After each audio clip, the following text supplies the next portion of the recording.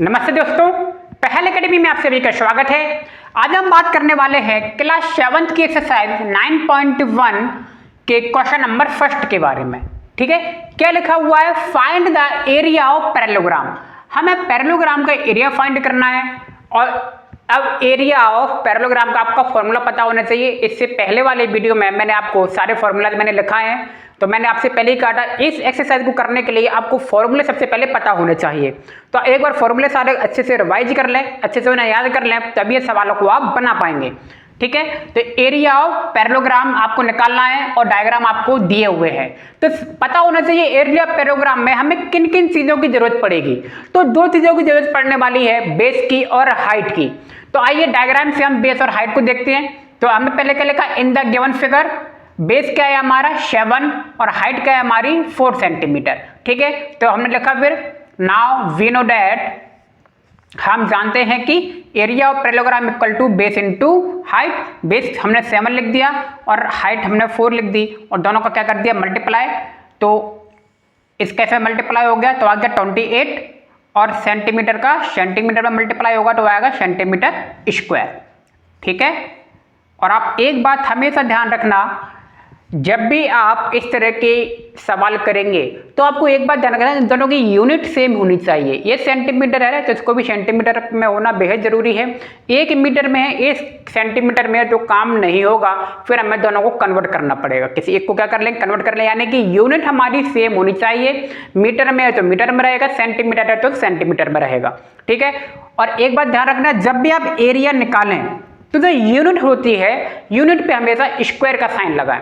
देख रहे हो, सेंटीमीटर पे 2 की पावर, एरिया में, पैरामीटर में नहीं। ये बात हमेशा ध्यान रखना, जब भी आप एरिया निकालेंगे आप जो यूनिट आपकी होगी उसके ऊपर 2 की पावर जरूर लगाएं। पैरामीटर में नहीं लगती है, इस बात को समझ लें।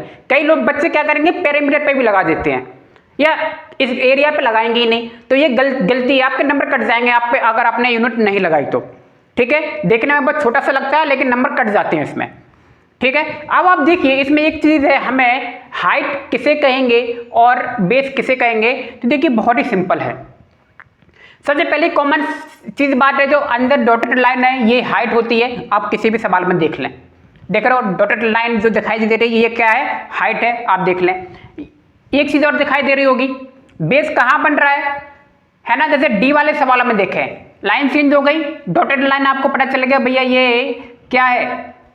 हाइट है, तो ये क्या होगा? बेस होगा। तो बेस एक बात ध्यान रखना, जहां 90 डिग्री का एंगल बनता है उसके जस्ट सामने बगल वाली लाइन क्या होती है? बेस होती है। जहां 90 डिग्री, देखिए 90 डिग्री कहां बन रहा है? देखिए बन रहा है ना, यहाँ पे बन रहा है कि नहीं बन रहा? उसके देखिए जस्ट बगल का क्या है? ये बेस है। ऐसे इसमें भी देखिए ये 90 डिग्री बन रहा है, 90 डिग्री के जस्ट बगल वाला ये क्या हो गया? बेस हो गया। इसमें भी देखिए ये 90 डिग्री बन रहा है, उसके जस्ट बगल वाला क्या हो गया? बेस हो गया।